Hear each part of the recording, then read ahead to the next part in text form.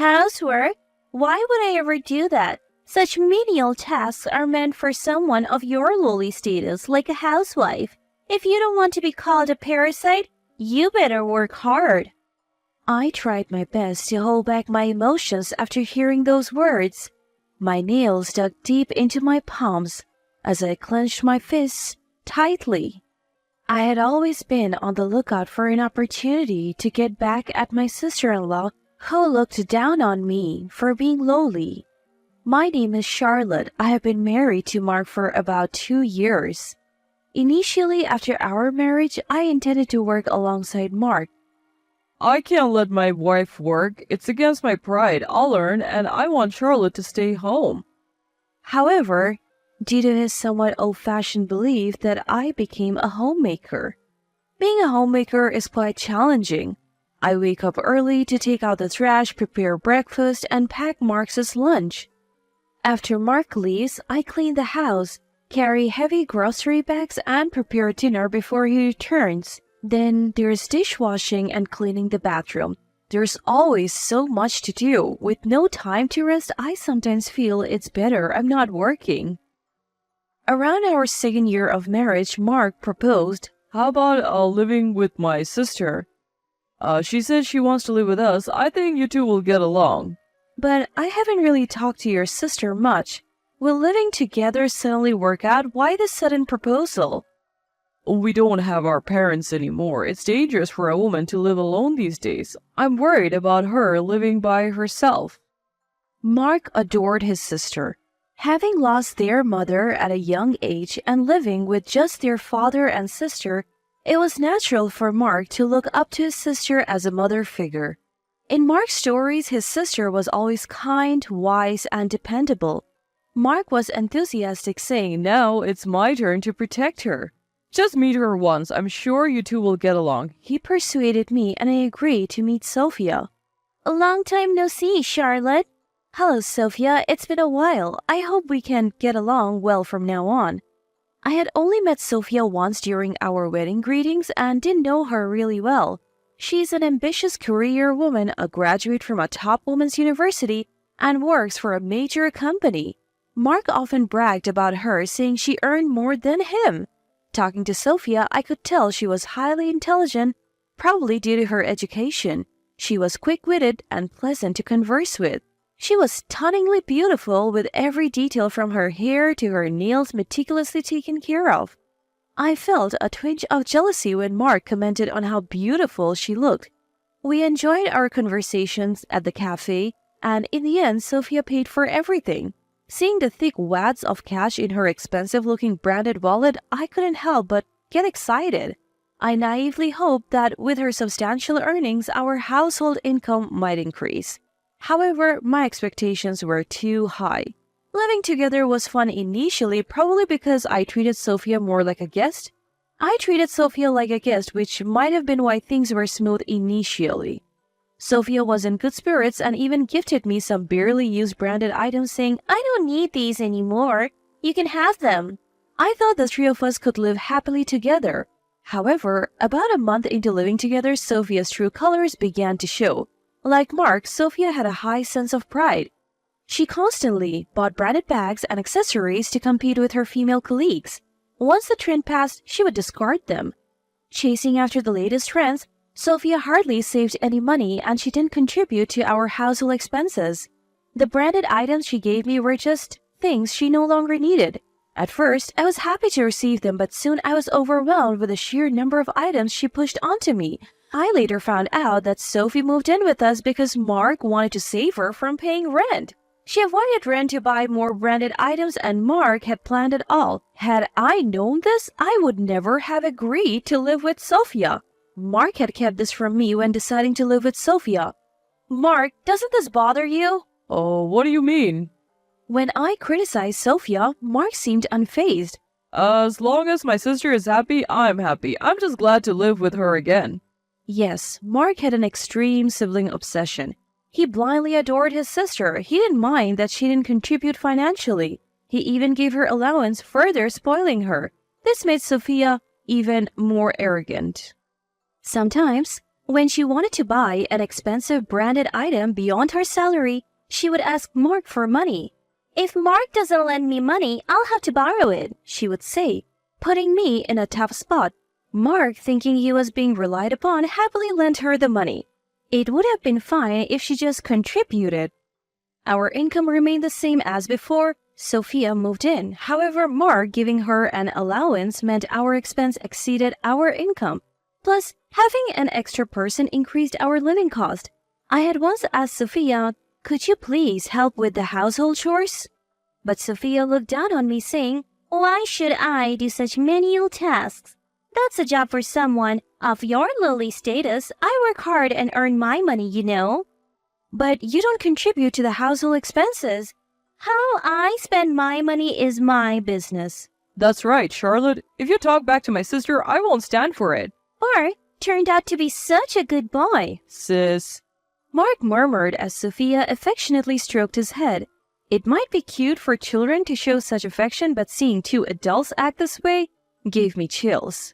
This brother-sister duo was beyond saving. I clenched my fists so hard that my nails dug into my palms. I felt utterly alone in this house. Even my husband was out of control. Seeing Sophia's attitude and realizing there was no hope for improvement, I began plotting my revenge against her. One day, an uncle I've been close to since childhood called. "I'm in the area. How about lunch together?" I've always been close to this uncle. We would meet at family gatherings and especially during Christmas. He had a gentle aura that I was particularly fond of. He looked and acted so much like my father, which was no surprise since he was my dad's younger brother. My father and he were very close. My dad often joked with a wry smile, "It's a bit complicated feeling when my daughter seems closer to my brother than to me."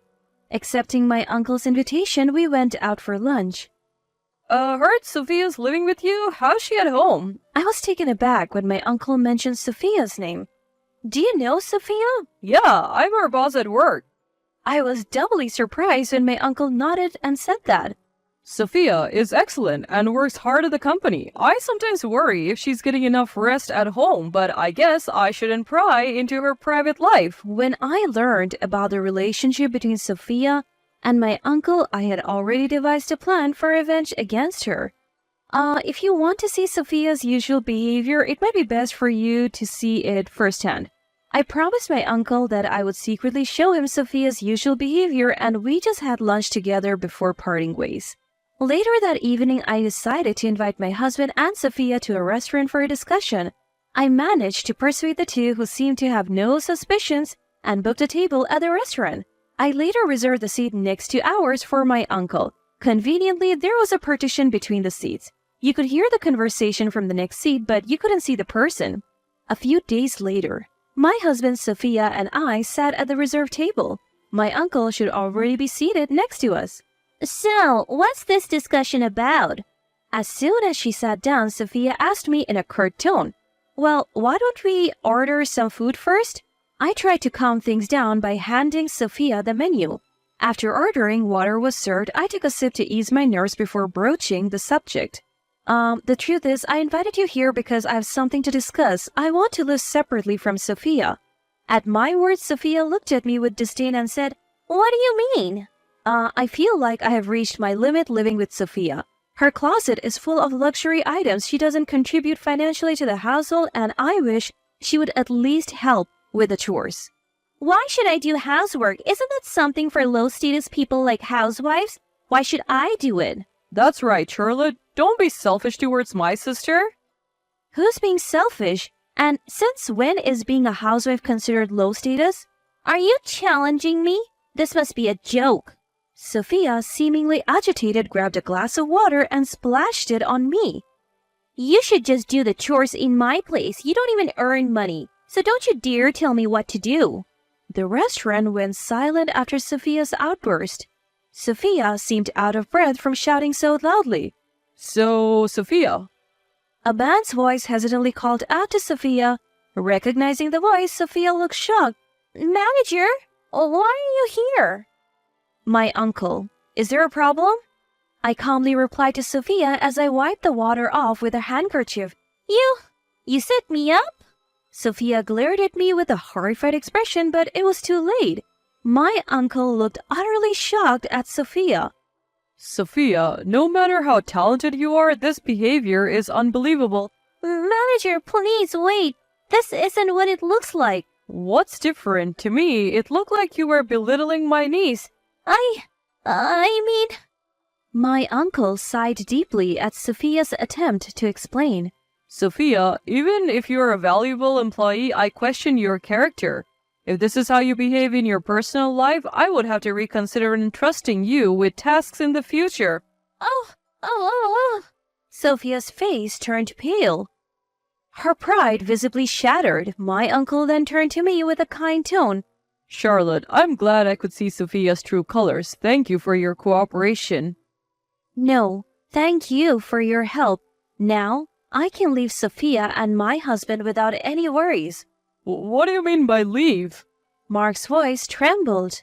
Mark, I want a divorce. I have already prepared the divorce papers. Just sign here. I pulled out the divorce papers from my bag. My section was already filled out. Divorce? Why? Why not? Don't let me say I don't know. I slammed the divorce papers on the table. The palm hits the table and makes a loud bang. If you want to live with your beloved sister so much, do it without me. I can't deal with you two anymore. Sign it now. With trembling hands, Mark signed the divorce papers. I checked to ensure everything was filled out correctly and put the papers back in my bag. I'll submit these to the court. I'll pack my things and move back to my parents' house. Thank you for everything. I stood up, apologized to the other customers and staff for the disturbance, and left the restaurant. After Mark and I divorced and I moved back to my parents' house, rumors about the incident spread at Sophia's workplace. She became the laughingstock even among her brand-conscious female colleagues. Her pride crushed. She handed in her resignation to my uncle. Sophia and Mark still live together even though she's unemployed. Sophia refuses to lower her living standards and doesn't do any housework. At first, Mark tried to juggle work and household chores, but it became too much. They argue daily with Mark shouting, "Sophia, help out a bit. You're not working, so at least do some chores." Why should I do chores? You said I didn't have to. That was then. This is now. It seems the siblings bicker every day. Their close-knit relationship was only possible because I was there to handle all the household chores. On the other hand, after moving back to my parents' house, I started looking for a job. Even with a gap in my resume due to being a homemaker, I found work as a housekeeper providing home cleaning services. At one of my assignments, I met a man and things have been progressing well between us. My heart raced when he gave me his contact information, expressing a desire to see me outside of work. This time, I want to be cautious and observe his behavior and attitude closely to ensure I can have a happy life. I don't want to be fooled by another sibling obsession again.